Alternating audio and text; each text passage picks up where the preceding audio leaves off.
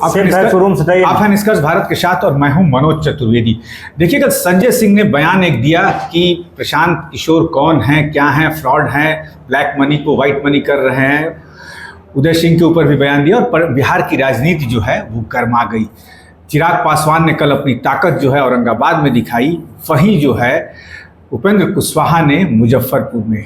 Pressure की राजनीति जो है वो बनानी एनडीए के दूसरे दलों ने शुरू कर दी है और इसी पर बात करेंगे। हमारे साथ किशोर जी मुन्ना है। मुन्ना जी, पहले तो स्वागत है। जी नमस्ते।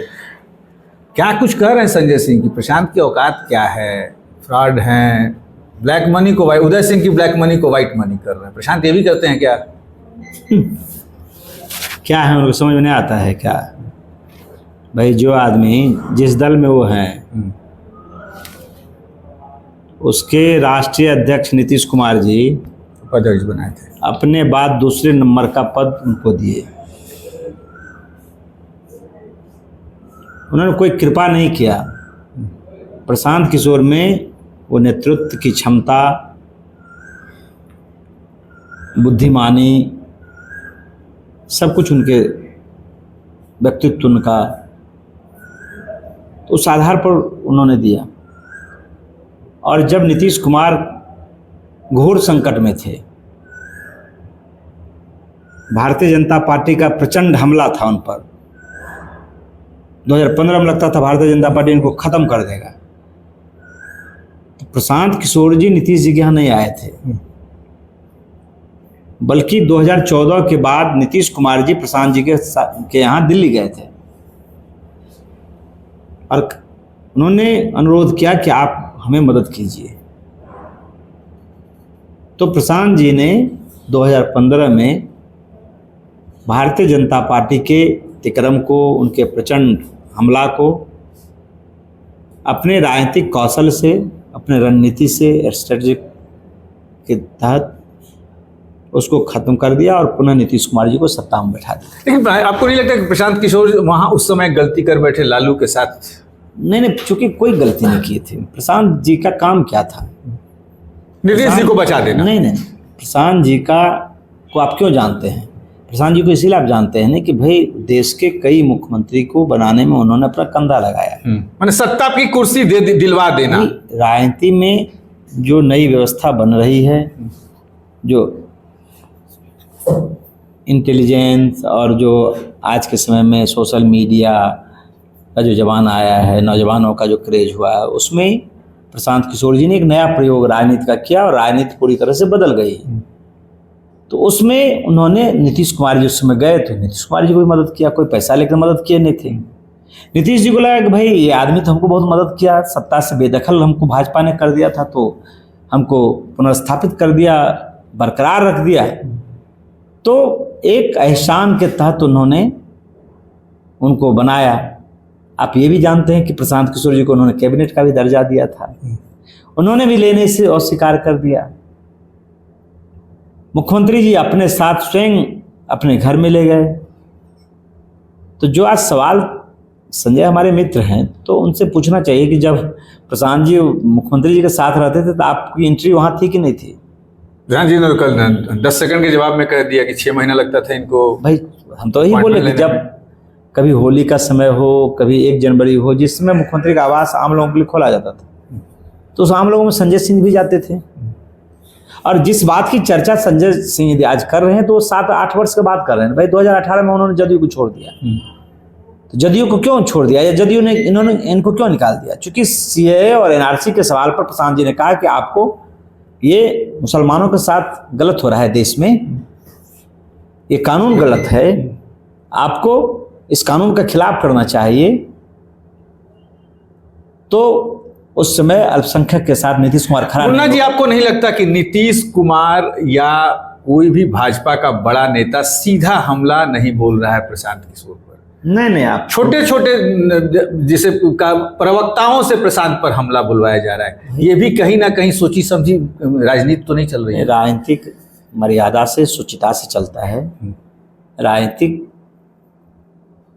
विनम्रता के साथ चलता है। उसमें माँ बहन और जो स्तर जिन लोगों ने कल चर्चा की है, तो उनका स्तर है प्रशांत किशोर जी के मुकाबले। प्रशांत किशोर जी तो यही तो मुन्ना जी तब तो यही समझना होगा। इन सब बातों की चर्चा भी वो नहीं करते हैं। वो चर्चा क्या करते हैं? वो चर्चा कर रहे हैं कि भाई गांव में लोगों को घूस लग रहा है दाखिल खारिज कराने में, गांव में जो दवाई लोगों को नहीं मिल रहा है, गांव में शिक्षा नहीं है, गांव का जितना विकास होना चाहिए वो नहीं है, अर्बन डेवलपमेंट नहीं है, यहाँ पलायन है, लॉ एंड ऑर्डर ध्वस्त है, जो बिजली का कंजम्पशन होना चाहिए वो नहीं है, जो प्रति व्यक्ति आमदनी होनी चाहिए वो नहीं है। बिहार मजदूर का फैक्ट्री बन गया है, बिहार के लोग देश के अन्य कोने में मजदूरी कर रहा है। तो वो इस सवाल को उठा रहा है। तो सवाल का आप जवाब नहीं देकर सिर्फ आप सवाल को भटका रहे हैं, उजूल फजूल गैर जिम्मेवार ना बयान दे रहे हैं। और वैसे भी आप देखिए ना कि भाई वो बयान कहाँ दिया गया, वो जदयू कार्यालय में बयान दिया गया था क्या? उनके साथ कोई ऐसे नेता थे जो बोल रहे थे? तो भाई वो सिर्फ एक मंत्री को संतुष्ट करने के लिए, वो कौन मंत्री है? वो बिहार का सबसे भ्रष्ट मंत्री है।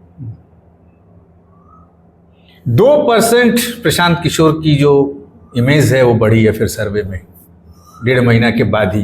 क्या मानते हैं चुनाव आते आते तेजस्वी को क्रॉस करेंगे? नहीं, ये तो अभी देखिए पार्टी को बने हुए मात्र 7 महीना हुआ है। 7 महीने का पार्टी यदि 17% पर पहुंच गया है तो ये बहुत ही उत्साहजनक है। बिहार के लोगों को एक विश्वास हुआ है कि भाई जो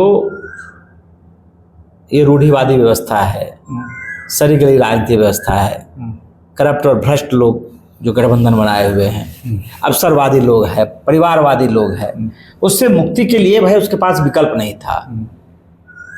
भाई क्या करना है? जदयू भाजपा 20 साल से है, 20 साल से लोग उसी को वोट दे रहे हैं। फिर भी बिहार शिक्षा के मामले में हो या रोजगार के मामले में हो, हर मामले में बिहार सबसे निचले पायदान पर है। 2014 के बाद देखा गया कि प्रशांत सोशल मीडिया से लेके बड़े घराने वाली जो मीडिया है इसका उपयोग बखूबी करते हैं चुनाव में। क्या अपने लिए भी वो आजमा देंगे जो शायद ममता बनर्जी के लिए उन्होंने अपना दिया था? प्रशांत किशोर का जो लड़ाई है, इस बात को आप समझना पड़ेगा, वो सिर्फ सत्ता पाने का लड़ाई नहीं है।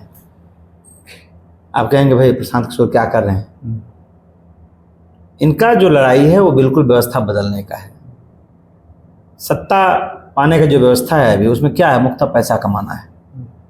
प्रशांत किशोर जी जो काम कर रहे हैं उसमें बहुत पैसा लग रहा है। वो पैसा कौन दे रहा है?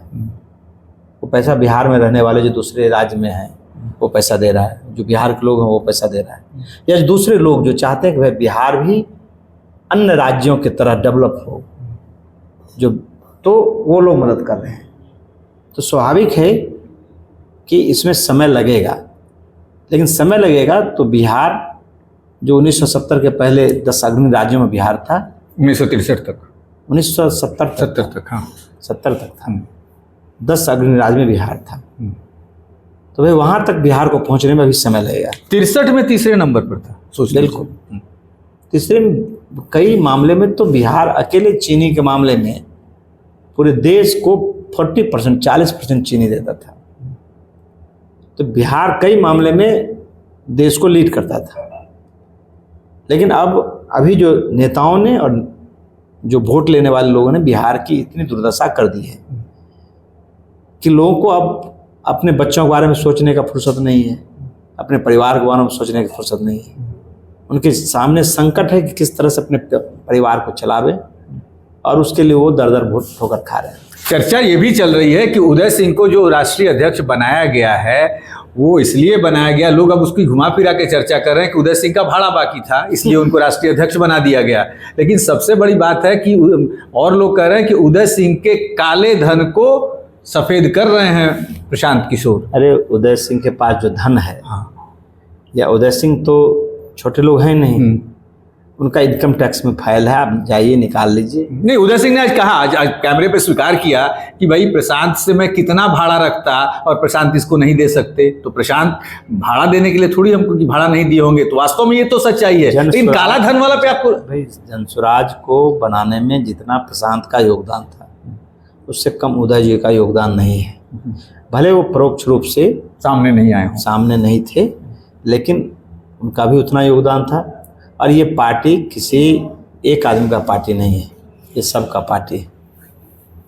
इसलिए कौन क्या बोल रहा है उस पर जवाब देना जरूरत नहीं है।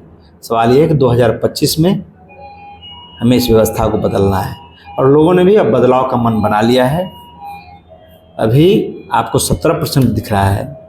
एक महीने के बाद अगस्त वाले सर्वे में अगस्त वाला सर्वे आने दीजिए, कितना बढ़ेगा? भाई आप आने दीजिए, मैं अभी कैसे बताऊं, हम तो कोई फिर भी अनुमान होता है नहीं, कैसे बोल सकते हैं? मीडिया में चर्चा चलेगी 23% से ज्यादा नहीं, कैसे बता सकते हैं? ये तो हमारे पास कोई पैरामीटर है नहीं कि हम उसको देख लें। लेकिन इतना जरूर मानिए कि जिस तरह से उनको जनसमर्थन गांव में, देहात में, शहर में मिल रहा है, तो अभी दिल्ली दूर है, लेकिन वो मैंने विपक्ष में इस बार आप लोग बैठ रहे हैं। विपक्ष का बात नहीं है।